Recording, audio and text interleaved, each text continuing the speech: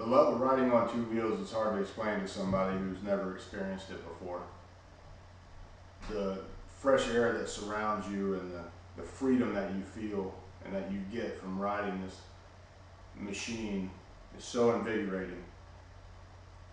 To know that you could at any time be on the asphalt, sliding down the road with cars screaming around you, tends to grab something deep down below, bring out that adrenaline.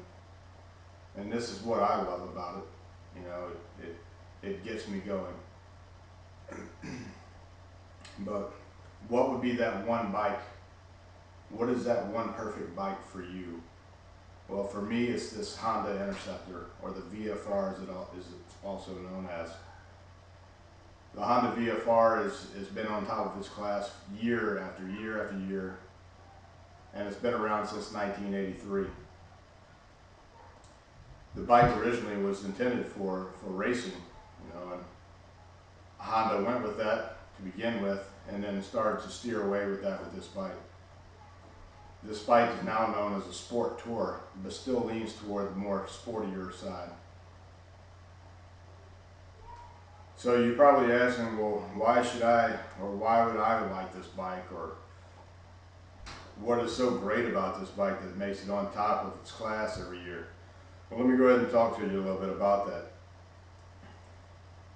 Like I said, it's been around since 1983, and they've always continually changed something on this bike to make it better.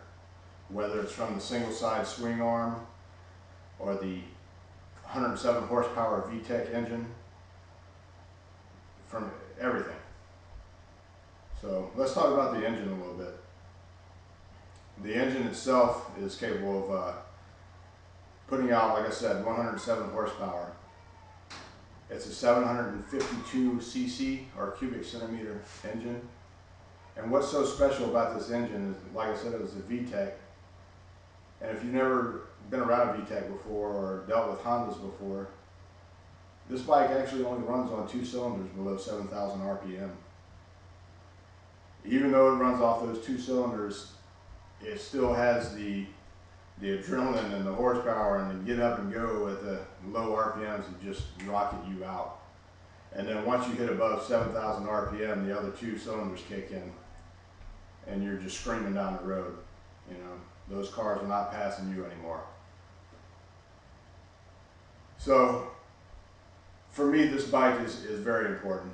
I'm almost 6'4", 220 pounds, and I can get on this thing and ride for hours. Its uses are endless.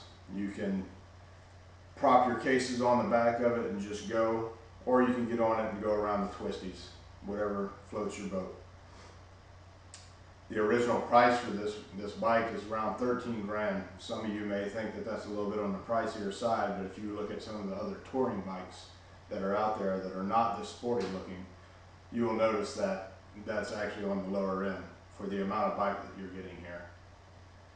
This bike also features anti-lock brakes.